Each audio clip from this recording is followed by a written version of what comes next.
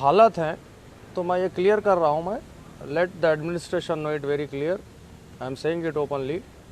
Government and administration are working with a pre decided man to target minorities. और ये मैं DC साहब से अभी बात करने के बाद ये खुल के बोल रहा हूँ। उनका कहना ये है, जाके आप ऐलान कर दीजिए हम ऐसे कर रहे हैं, हमको कोई फ़र्क पड़ने वाला नहीं है। ये उनके अल्फाज हैं। हाँ, अभी जो मैं बात करके आ रहा हूँ, I am saying it on record. We have constitution in our hand. Baba Saheb Ambedkar ने हमें कॉन्स्टिट्यूशन दिया है, हम उसके मुताबिक हम आवाम की आवाज़ बनकर आवाम के लिए आवाज़ उठाते रहेंगे, नाइंसाफ़ी के ख़िलाफ़ आवाज़ होती रहेगी।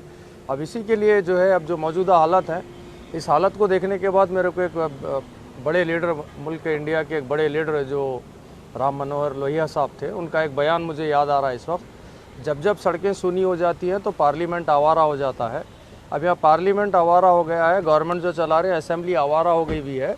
वो आवारा असेंबली के अंडर में जो एडमिनिस्ट्रेशन काम कर रहा है, वो गवर्नमेंट के वर्ड्स को कानून समझ रहा है। वो प्री डिसाइडेड माइंड से जो गवर्नमेंट माइनॉरिटीज़ को टारगेट करने के ऑर्डर्स रिलीज़ कर रही है, उसको एडमिनिस्ट्रेशन कानून के तौर पर अमल कर रहा है।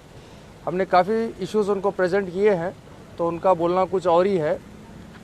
रेस्पॉन्सिबिलिटी लेना नहीं चाह रहा है। Administration want to enjoy the authority but they don't want to take the responsibility of their failures. They are enjoying authority but they are not taking the responsibility of their failures. वहाँ पे जो total failure हुआ है, administration का failure है। अब मुझे बता रहे थे डीसी साहब के भाई प्रोटोकॉल है, सेंट्रल मिनिस्टर आ रहे जा रहे। सेंट्रल मिनिस्टर किस लिए पहुंचा वहाँ पे? वो इंसान वो पहुंचा ही वहाँ पे फसाद कराने के लिए, इंस्टिगेशन बयान देने के लिए। जैसे कि दिल्ली दंगों में जो फाइनेंस मिनिस्टर था, क्या नाम उसका, अनुराग ठाकुर, उसने जैसे कहा था गोली मारो सालों को, उस तरीके की राजनीति करने वो सेंट्रल मिनिस्टर वहाँ पहुँचा और उस मिनिस्टर को डिफेंड कर रहे हैं डीसी साहब। तो बड़ी शर्म की बात है कि ये हद तक हमारा एडमिनिस्ट्रेशन भी जो है बयास्ड है। ये आज हमको क्लियर कट एविडेंसेस मिला है और हम ऑन रिकॉर्ड कह रहे हैं। खैर, लेट देम डू इट।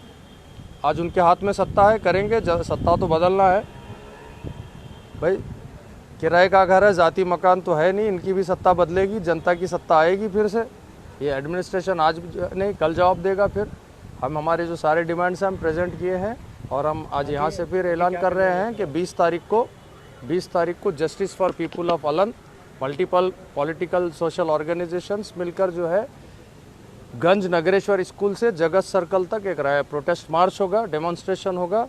हमें वहाँ पे फिर उसके बाद जो है एक प्रतिभटनी मीटिंग भी होगी जगत सर्कल पर।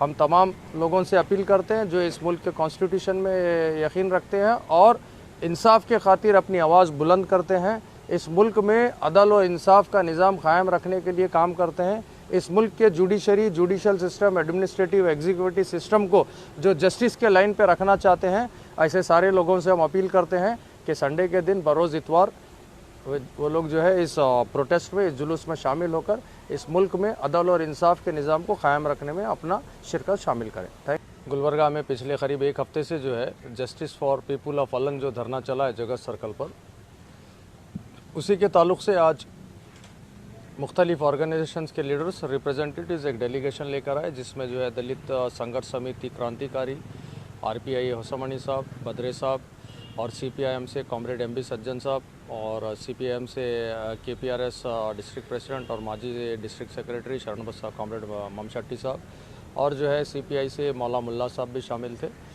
काफ़ी देर तक हमारी गुफ्तगू हुई DC साहब से।